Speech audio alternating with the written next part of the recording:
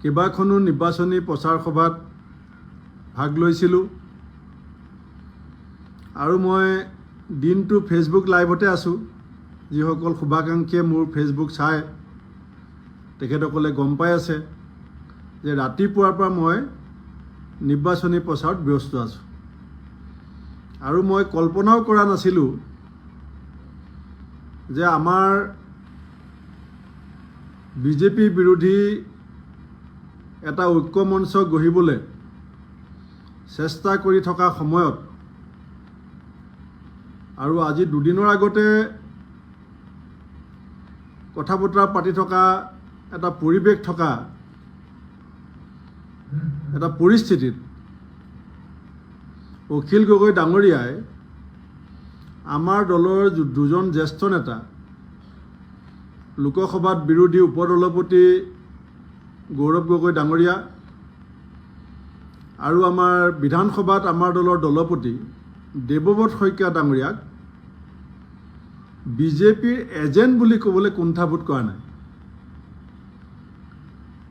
গৌৰৱ গগৈ ডাঙৰীয়াৰ সংসদৰ ভূমিকা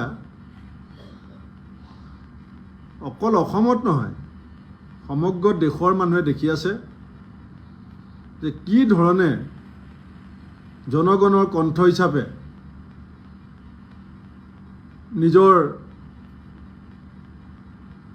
যি বাকপটুতা সেয়া আমাৰ জনগণৰ শক্তি হিচাপে সংসদৰ মজিয়াত প্ৰতিষ্ঠা হৈছে। দেৱব্ৰত শইকীয়া ডাঙৰীয়াক যোৱাবাৰ বিজেপিয়ে বিধানসভাৰ পৰা চুচৰাই বাহিৰলৈ উলিয়াই পঠিয়াইছিলে, এবাৰ নহয় কেইবাবাৰো। আৰু আমাৰ কংগ্ৰেছ দলৰ যিটো আপোচবিহীন নিৰবিচ্ছিন্ন জাতীয় স্বাৰ্থত আমি সংগ্ৰাম কৰি আহিছোঁ, সেই সংগ্ৰামখনৰ চাৰ্টিফিকেট আমি কোনোবা এজন ব্যক্তি বা এজন নেতাৰ পৰা আমি নিবিচাৰোঁ। অসমৰ ৰাইজে আমাৰ চাৰ্টিফিকেট দিব। কিন্তু আমি অসমৰ বৃহত্তৰ স্বাৰ্থত আৰু অসমৰ বহু বিশিষ্ট বুদ্ধিজীৱী বহু বিশিষ্ট ব্যক্তি আৰু জনগণে আমাক কৈছিল যে বিজেপিৰ সাম্প্ৰদায়িক বিভাজনকামী ৰাজনীতিৰ বিৰুদ্ধে এখন ঐক্যবদ্ধ সংগ্ৰামৰ প্ৰয়োজন আছে।